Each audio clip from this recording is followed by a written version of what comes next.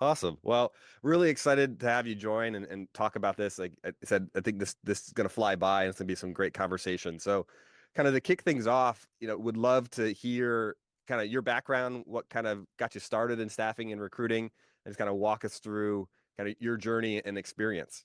Oh, blimey. I mean, I'm 44 now, so this could go on for the whole session. But I started in staffing and recruiting back in 2002. So I was sort of fresh out of college, and I actually took a temporary job over the summer, and it was working for Corporate Services Group, which later became Blue Arrow, which later became Impellum. And I was working in the credit services department, chasing debt and things along those lines. And then I was due to go to university, and I quite like working there, and I like earning money, so I actually ended up staying there, and I ended up working at Capability Green, which is where Impellum have been for a lot of time. They're actually a customer of ours. Um, then I decided that because I was traveling up and down the motorway to get to the office, they moved to. I was living in Northampton. They moved to Luton. I was traveling up and down the office, and there was these guys driving around in VW Golfs with their jackets hung in the back, and I thought, that's a pretty good job, isn't it? Like driving up and down the motorway with a jacket in the back. And I thought I really wanted to get into sales. Um, so I ended up becoming a recruitment consultant at Kelly Services and made it through to senior consultant and spent a lot of time there. I had a lot of good memories of that time. I had an amazing boss who I stayed in touch with actually, but she's sadly not around anymore. But she was a massive inspiration for me. And I was still only young, and I then I moved away from Northampton. I took another job with a smaller recruitment organisation, staffing organisation that dealt with senior finance positions. I think that got to be the straw that broke the camel's back. I'm not particularly made for dealing with FDs all the time. No offence to any FDs that are on the call. And I was approached by one of my customers actually to come and work for them, and it was a software business.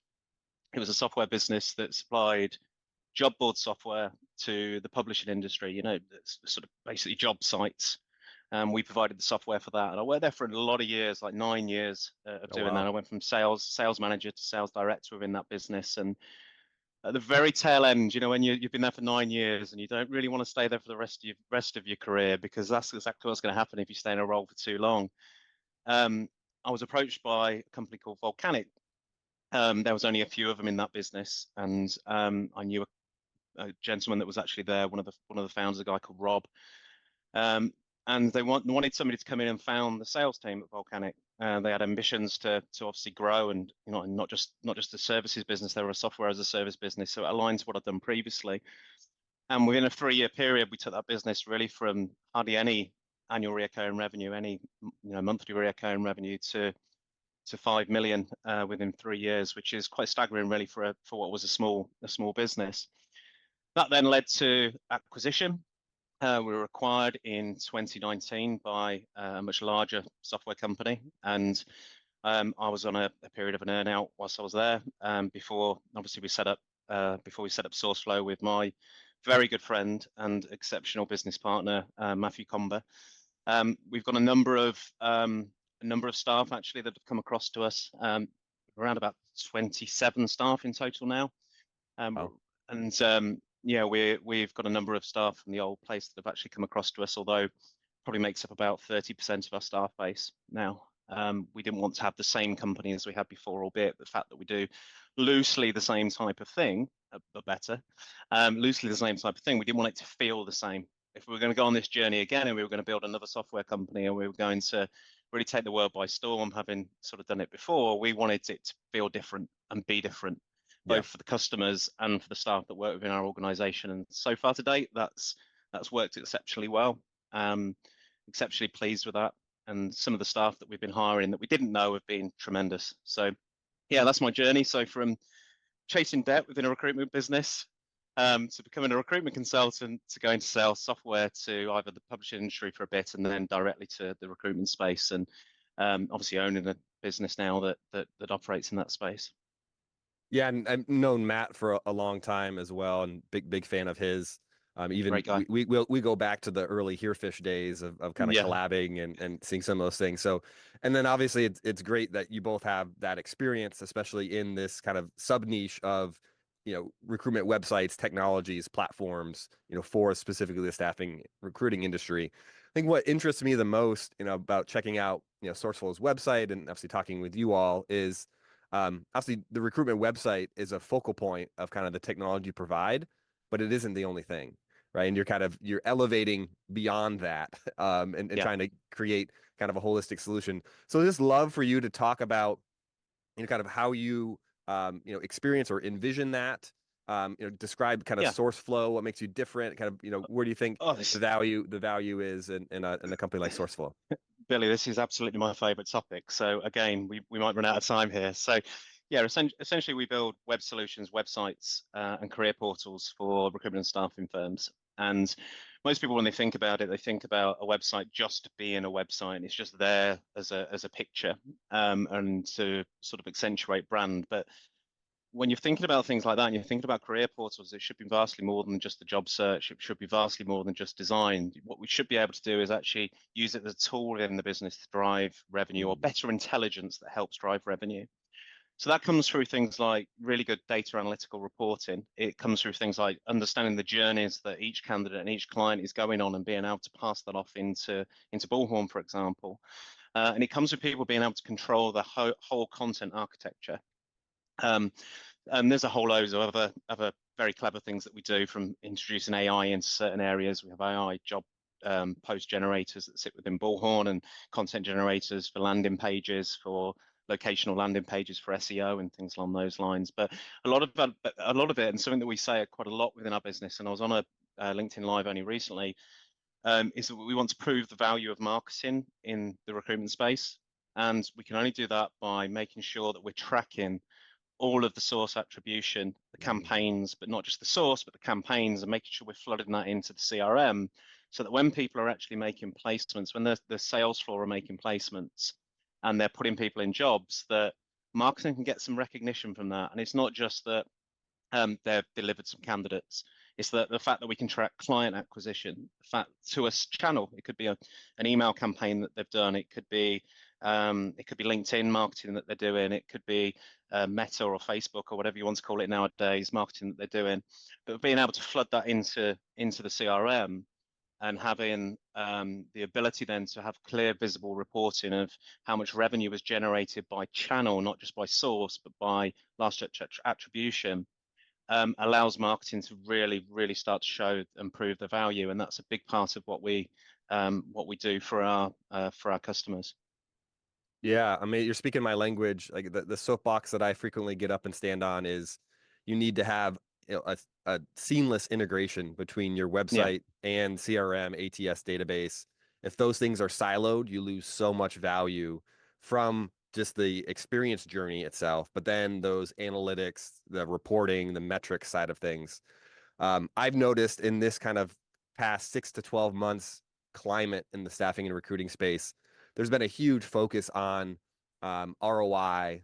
What kind of value are you generating from this technology, from marketing? Like every aspect of the business is kind of under a microscope to prove its value, yeah, and that it's moving the business forward from a revenue standpoint. So love to hear, because you mentioned, some of those kind of analytics reporting, the attribution side, which is massive.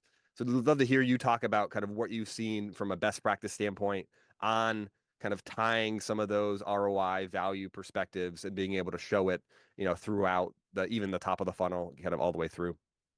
yeah. Well, I think the first one is probably just looking at traffic adoption. That's a very easy one to do, right? So you're looking at the traffic that's coming into the website and where it's coming from, but then it's also associating that with where your applications are coming from as well, and showcasing that within reporting.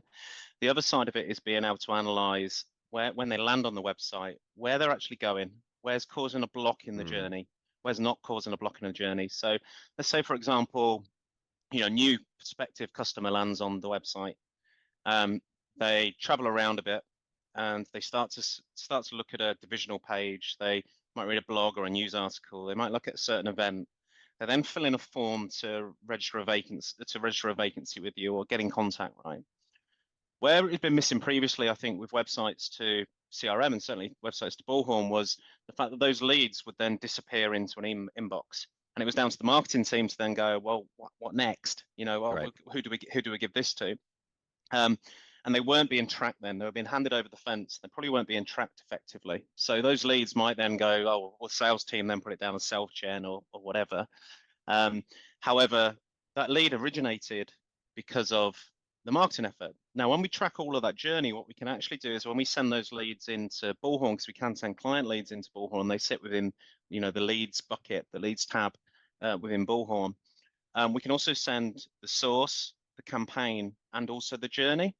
A lot of people look at me then and say, well, why would we want the journey? And I think as a person that's run sales teams and led sales teams, and as a person that still carries an individual quota, albeit within the enterprise space, if we get a new lead from gated content, from digital download, from a demo request, if we know where they've been, we know what they've looked at, that first call that you make with that customer or that first piece of outreach that you make to that customer can be heavily tailored. It's not just a case of thanks for downloading the brochure, let's have a chat. It's a case that we noticed that you were looking at these particular divisions and you looked at a blog on something, it seems to me that you may have a problem in this area, and you look at, let me talk to you a little bit more about what we do within that area. That elevates your conversation, that initial conversation, so much higher than people that don't have that intelligence to hand. And it means that your chance of actually taking that new customer, that new client on a journey is significantly more advanced, significantly better. So it's something that we're sort of given is a little bit more power to enable better conversations for the sales floor, but by linking the journeys right the way through into Bullhorn. Yeah, and it's something that's not really been necessarily done before, and that's on net new, right? So we're looking at net new clients, net new candidates. But then obviously with the previous Herefish, Bullhorn automation functions and features that you can start to introduce, you can actually start to bring in things like passive user reactivation and stuff like that, which we'll probably get onto actually with my 5 points. Yeah.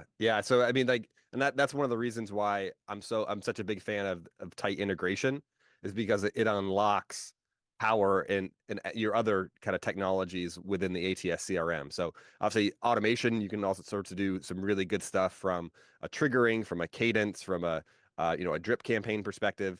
But then to your point too, you get better intelligence back into the database. So when those conversations happen, you're able to elevate kind of the pitch, you're able to tailor it better.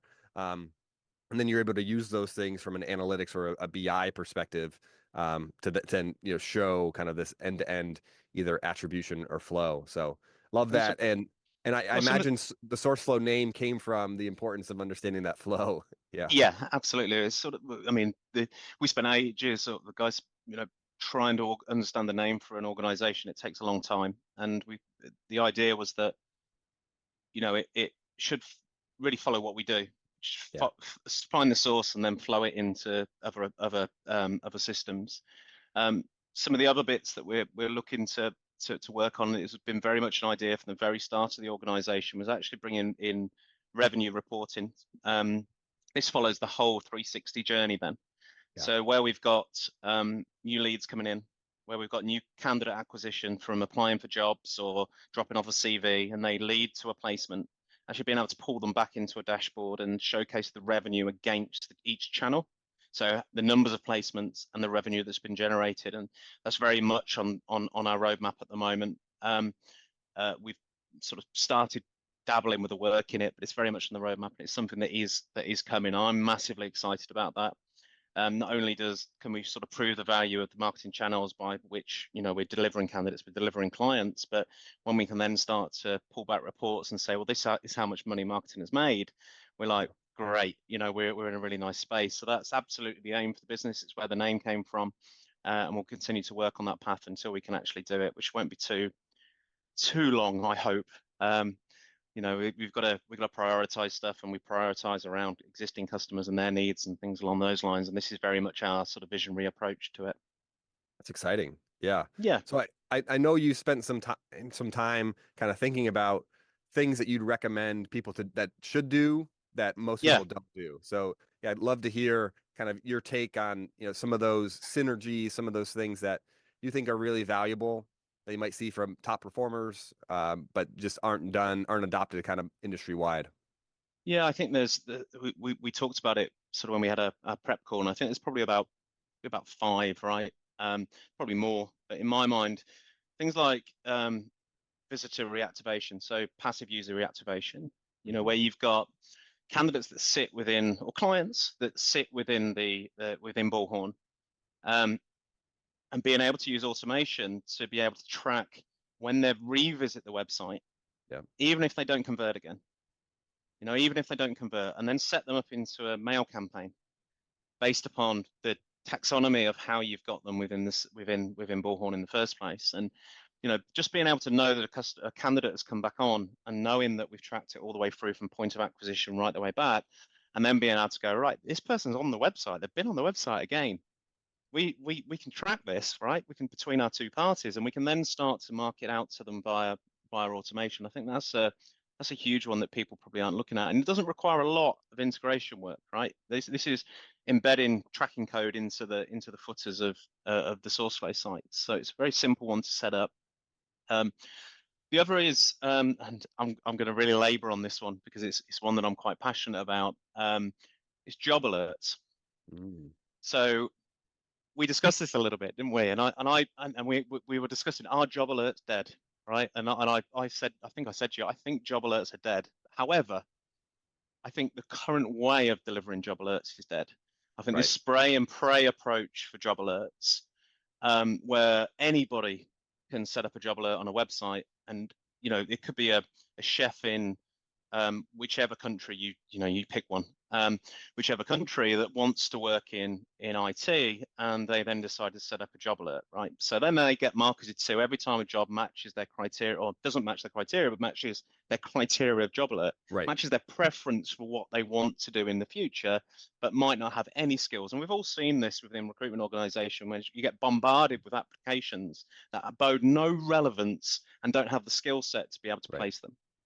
Now, if they're signing up for job alerts, all you're actually doing is putting it through a vicious circle. So what you're actually doing is you're going, right, well, that candidate's going to apply again to that job, and then they're going to go against web responses, right? And then you're going to have to do something with it again. And then they go back and they apply to another job. The next time job alerts come out, and you're going to have to go through the process of or it just gets ignored. Or it just gets ignored. And the candidate just keeps trying until they give up. Just keeps trying.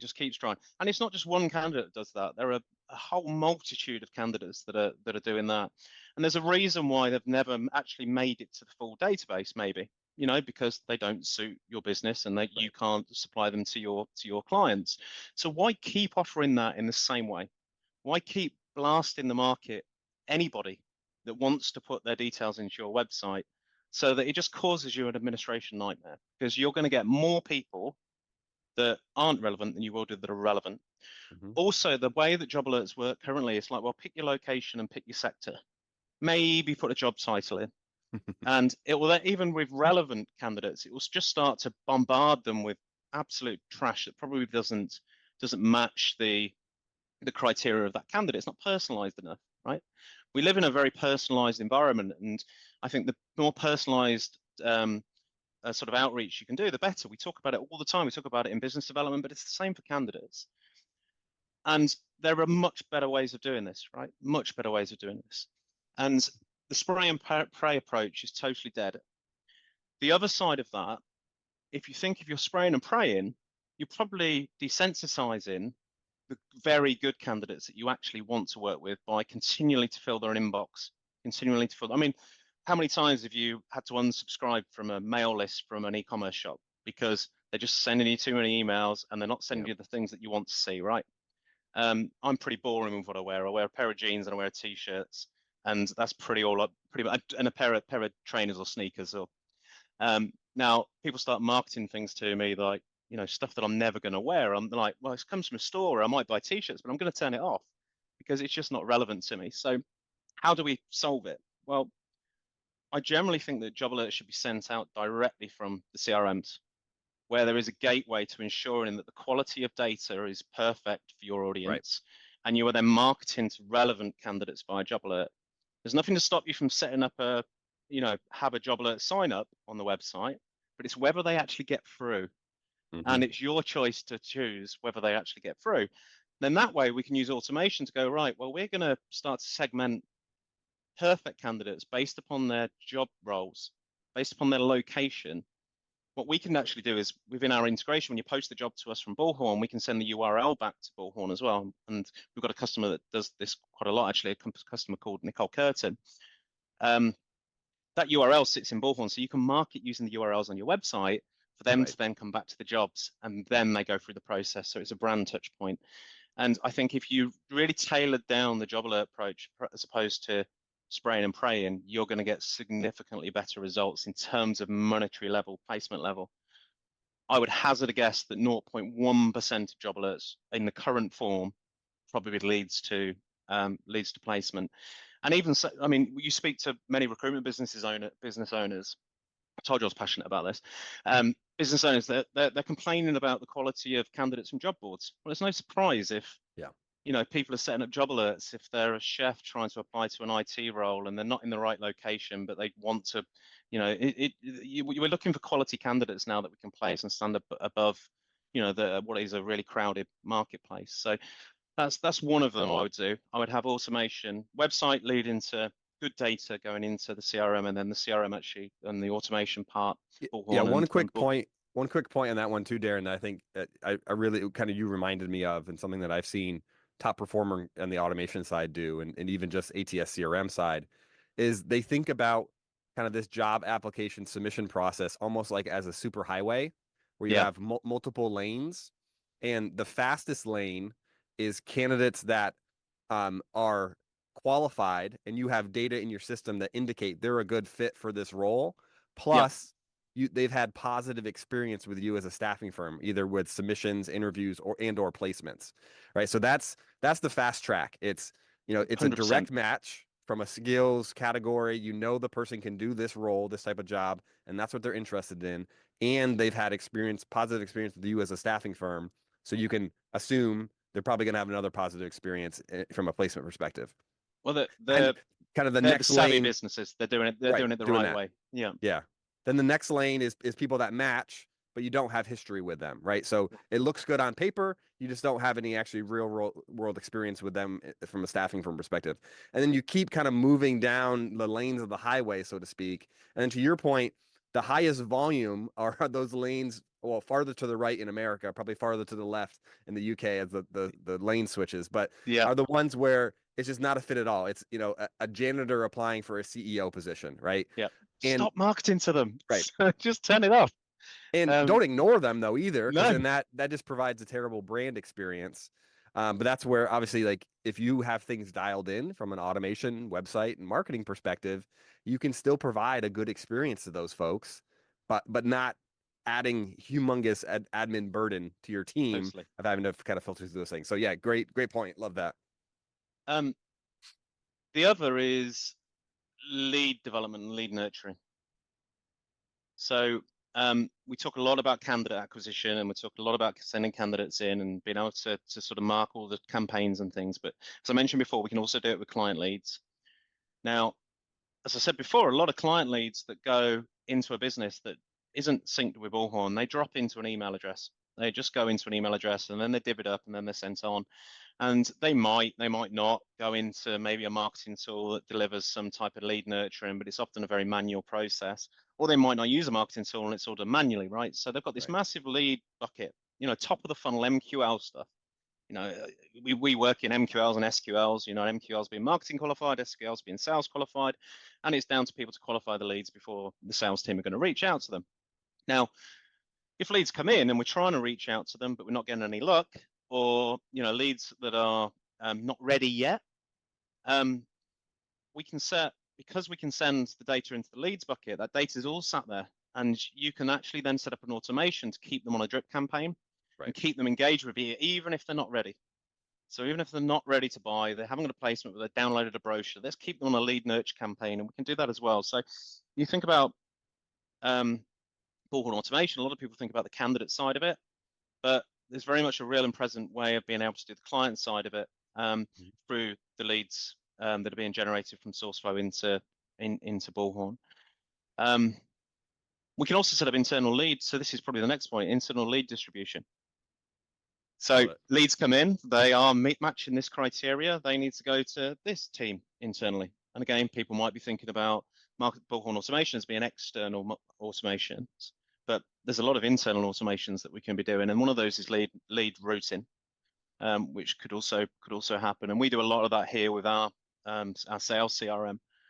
We make sure that our stuff's being routed in the right places based upon location. Will, our absolutely fantastic head of marketing, who I know you've met, he's working as marketing RevOps as well, and he's built these incredible automations within our system that basically ensures that leads are being routed in the right, or routed in the right way. And the last one is probably more for contractor businesses. I remember meeting a guy called Stuart Hurwitz a long time ago. Stuart works for a Legis group, and I'd known him for a while, and we sat down and we were talking about what his biggest pain points were. And he said that contractors that we have out that are reaching the end of their expiry date, but where they're then going to take another, or their contract expiry date, and then going to go take another contract role. But because other recruiters have been constantly on the phone from other agencies, they end up losing them to other agencies who might have a better role for them at the end of the contract. And because they're not engaged with them all the time, and that was their biggest challenge at that point, was the fact that these really great contractors, there might be 10 recruitment companies all phoning, or staffing companies all phoning these contractors to try and move them out of their role as soon as it finishes and into another one. However, automation, we can set something up so that it starts to nurture that candidate that contractor leading up to their contract expiry. So, and also then set it up internally to say this person's due to leave, and they're 3 months to the end of the contract, 2 months to the end of the contract. So, and it probably helps keeping that contractor within your staffing and recruitment firm into the next role. Maybe it gets down to that last month before the contract's ended, last 2 months, and probably more so the last month, and we're sending them job opportunities that match their skill set. We can do things like that through Bullhorn automation. So yeah, those are probably my 5. So just to recap, 1 to 5: passive user reactivation, job alerts, lead nurturing, internal lead distribution, and lock-in automation for contractors. I think they're probably the ones that, I don't know if everybody's done, I'm pretty sure they're not, but they're certainly the ones that I'd be doing if I run a staff and recruitment firm at the moment. Yeah, delivers a lot of value, and kind of the commonality between all of them too is it's something that recurs often, right? So actually that's where some of the sweet spot of automation comes in, where at scale you can deliver good experience, better efficiency, and it's something that happens over and over again, in the recruitment life cycle. Love it. Yeah. That's cool. And that last point about kind of the redeployment one, actually it's something that we see be a really high value use case. Typically it's pretty easy to set up. But then it's, kind of crafting and making it your own as far as when are your touch points going to be, how do you mix automated communication with personalized communication, or kind of a phone call or a message from the recruiter compared to an automated email, kind of, experimenting and using data to tell you kind of what's being effective and kind of tweaking it over time, which I know I'll preach to the choir about that, because I obviously with your focus on the sales and analytics reporting side, I'm sure you're a huge fan of kind of that data-driven approach and experimenting. Yeah, I think, we say data-driven approach, but we talk about good data. And I'm going to go back to those job alert things again. That's what's driving bad data. It will drive bad data. And, the better the quality of data that sits within Bullhorn, the better the quality of the automation output, and the better that comes back in as well. So, it's a tough one, but if you're just spraying and praying everywhere, that's what's going to lead to bad data quality as well. For sure. So I know you kind of touched about this a little bit, but love to hear kind of your take, especially as you've seen in your experience, kind of the evolution of job boards and kind of what that's looked like, both kind of on a website and externally. Just kind of love to hear your take on kind of where you think it's going, how it might be able to be improved, kind of where you all are positioning yourself and trying to drive it to a better place. Well, I mean, for me, I always think that job boards are a bit of a necessary evil, because you've really got to find a way. And certainly for new staffing firms and new recruitment businesses, you've got to go out and get candidates. Well, what do we do? Well, we buy them off of a job board. We might be buying CV database search, resume database search. We might be buying job slots. I get it, right? I get it. I understand why people do that, because they don't have maybe the sort of the reach that a larger recruitment business would have. But the ideal approach, change it then because I was going to mess up. The ideal approach would be to almost to have your own brand website actually acting as your main candidate lead generation tool. And how do we do that? Well, the first thing is obviously we ensure that we've got a good marketing team behind us. We ensure that when we're marketing things that cross social, we're marketing things, you know, wherever we possibly can. We're driving brand awareness, we're doing events, we're doing everything that we possibly can. We are hooking that into aggregators if needs be. And I'd class job boards and aggregators as two very different things. You know, Indeed is an aggregator, Monster is a or Career Builder is a job board. Now, here's the pitfall from using job boards, and here's the benefit of actually turning and creating your own website, your own staffing website into that, your own sort of job board approach. The pitfall of using job boards and paying for job boards is the fact that they're always active candidates, right? Yep. Or they're ones that are sat on the CV database that are then being chased by every recruitment company or staffing firm that is looking for that type of candidate. Now, you might also have you might be competing with another staffing firm or another recruitment company for a particular job role. You know, it might be on contingent, and you're both going after the same candidates, right? You're both trying to find the same candidates in the same place. The other side of it is, so you never get a sort of fast start, faster market. The other side of it is if you're placing job ads, you're paying to place a job on a job board, right? You are paying for it. You might be paying an annual subscription, a monthly subscription. You might be paying per job slot. What do you think happens when a candidate applies to your job? Your job. This is your job that you're working. Well, the candidate then lands in your inbox, but they land in a CV database search that everybody else that has access to that CV database has access to that candidate. So all of a sudden, what you've done is you've paid for a job slot with your content, your IP, that job you're working for your client. And then what you've then done is you've actually made that candidate competitive because they've gone into a CV database search where everybody's after them. So the chances of actually placing that candidate is reduced significantly. Now, here's the benefit of actually doing it through your own infrastructure and building your own hub. And I class the website as being your absolute marketing hub. It's your real piece of collateral that isn't shared with any of your competitors. Now, if you can get that talking to Google for Jobs, you get it talking to everywhere that you need it to talk to. We get it marketed well across social channels, whether that be LinkedIn, whether that be Facebook, wherever your candidates live. It might be X, I think it's called now. It'll always be Twitter to me. It might be X. It might be that you're doing great SEO work. It might be that you're paying for PPC. And there are whole loads of ways, and we can start to drive traffic into the websites. Now, what happens when a candidate finds a job on your website and they apply to that job? Is he competitive? Maybe, yeah, because he's probably somewhere else as well. But your chances of placing that candidate are significantly increased. Now, also added to that, passive candidates. Those candidates that are downloading gated content, that are downloading things that are salary surveys, you know, these things that are relevant to them. They're not coming for a job at that point, but what they are doing is they're building a talent pool for you. Don't get that from job boards either. So I think the real clever recruitment organizations are starting to realize that. And they're starting to invest more heavily in not just the website. You know, I'm not here to tell you to buy SourceFlow. But I am here to tell you that, you know, if you invest heavily around the website, you invest in marketing to drive in that traffic, that will pay you back significantly more. I mean, let's say, for example, you've got a £6,000 subscription with Monster, right? £6,000 a year. You invest £6,000 on PPC, or maybe a bit more, but yet they're driving them back to your brand and back to your environment. I generally feel that you'd probably get a better return from people that you place, not candidate volume numbers, not clicks, but from actual placements. I generally think you'd probably receive a higher rate of conversion. And everybody tracks application numbers. That's pretty much vanity. But if we track the placement numbers that have come from a channel, that's your sanity metric, and that's the one that then you work on, and you dial up or down as you need to. Yeah, we did a data study at Bullhorn and found a pretty alarming kind of aggregate stat that close to 50% of all placements in the Bullhorn ecosystem are sourced externally. So they're candidates that are found externally, but they pre-exist in the database already. Yeah.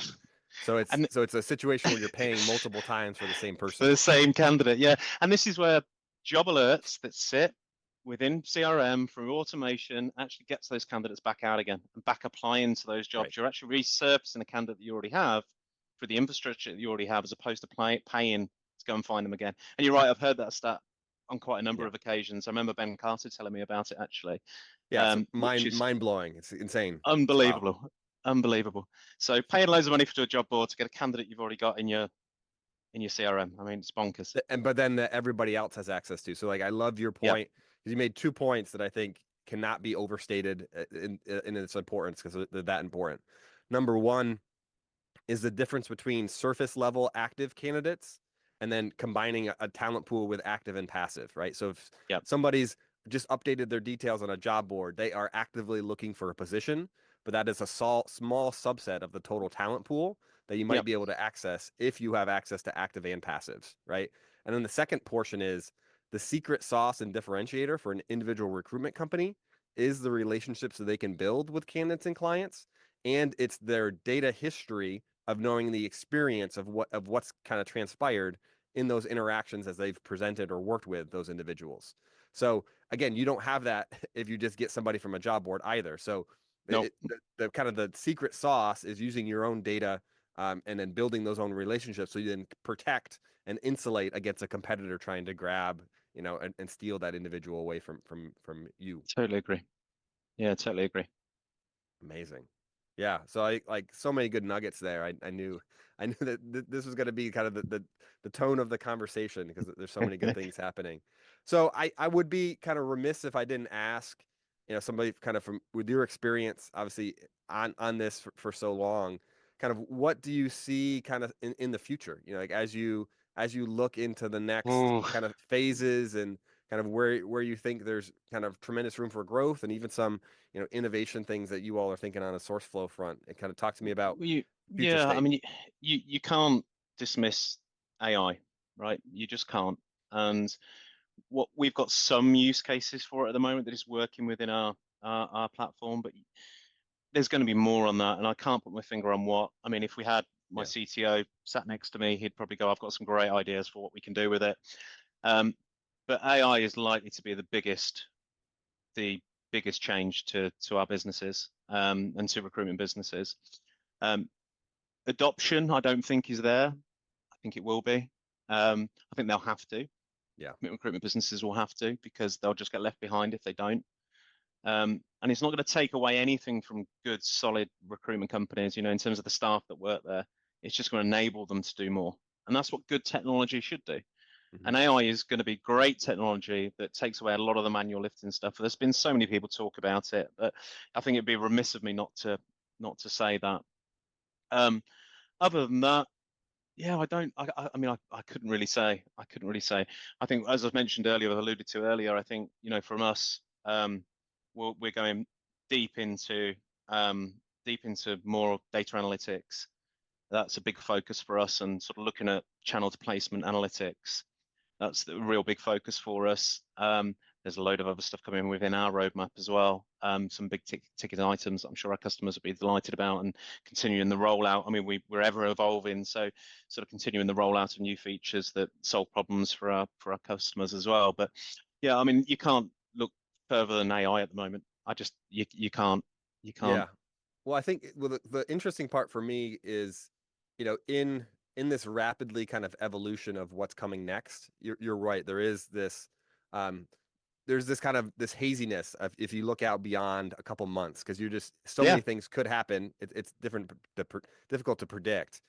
But I think a really interesting aspect, and I know it's something that you all focus on the SourceFlow side, especially the website side of things, is the agile approach Mm, where you have the ability to respond quickly and effectively to changes in market technologies, those types of things. So I think gone are the days where the market is going to tolerate, kind of like submitting a request to a vendor and then having it take a month or two before like that yeah. update then comes. Like, so self-service, being able to kind of own your own modular content and be able to change things on the fly, especially in the marketing realm where this future is rapidly evolving, like, so that kind of agility focus and need, I think, is something that'll kind of continue to have a higher importance.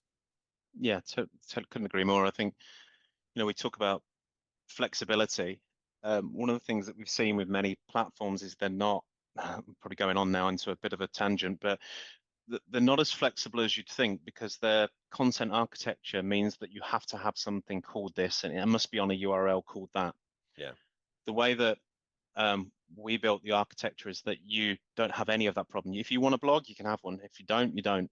If you want to call it events, call it events. If you want case studies, call it case studies. If you want jobs, we call it jobs. But choose whatever URLs you want. There's no ones. The system doesn't sit there and go, click here for your blogs. You've got to be there. And if you want meet the team, they're going to be on /consultants. We're like, well, you can build your own content architecture, which is very rare, and it comes from a lot of the legacy systems, actually, and this is a bit of a pitch for SourceFlow. A lot of legacy systems don't run a headless concept, and we've talked about this before, Billy, but yeah, we are completely headless, which means that the CMS is totally detached from the front end. So it means that whatever we do with the front, anything we can do anything with the front end, and we talk to it via a connection, means that the CMS isn't downloading everything. Every time a page is loaded on the website, whether you're moving from home to about, we're not also having Google, and the browser isn't also having to download the CMS. It just sits behind it. So it's almost like a static website, but it's very interactive by the stuff that's being pushed up to it. and that's a And huge that's very performance clever. difference. Huge performance Massive compared between the performance two. difference. Yeah, I mean, the speed is significant. The speed of our websites are significant because of that. Whereas a lot of legacy systems are running the CMS that's attached to the front end, which means that the architecture of the front end is driven by the platform. Yeah. Also, it means that, like I said, every page is loaded. It's loading the system, which is just such an old way of doing it. And nowadays, you look at big enterprise web products; they're all running a headless concept. So it was the way that we wanted to build this business, was sort of use the most up-to-date methods and technologies, and things like using Google Talent Cloud to power the job searches, because it gives the very best matching algorithms, looks for acronyms and spelling mistakes. It will learn as well, because it learns as more people use it across the globe. Really clever way of doing it, and locations powered by Google Maps. So there's my bit of pitch at the end. No, amazing. But yeah, it's massively relevant, and I think people that aren't doing these things, they're just falling behind, and it will only get older and older. The stuff they're using will only get older and older and more antiquated. Awesome. Well, Darren, thanks so much for joining me. I think really valuable. Great to kind of hear more about what SourceFlow is doing. Last question is, if someone wants to find out more about SourceFlow, how do they reach out? What would you suggest? Yeah, I mean, reach out to me on LinkedIn, or just visit our website, sourceflow.co.uk, I think, for the UK. Or yeah, reach out to any other members of the team. We're always available. But drop me a message on LinkedIn is probably the easiest way to get hold of me. Amazing. Well, enjoy the rest of your afternoon. Thanks so much for taking some time and talking to us. Pleasure. Really excited to hear what's coming and continue the good work on the front. So yeah, Darren, take care. And to everyone who joined, thank you very much. If you have any questions or anything, feel free to reach out. But enjoy the rest of your day. Take care. Thanks, guys.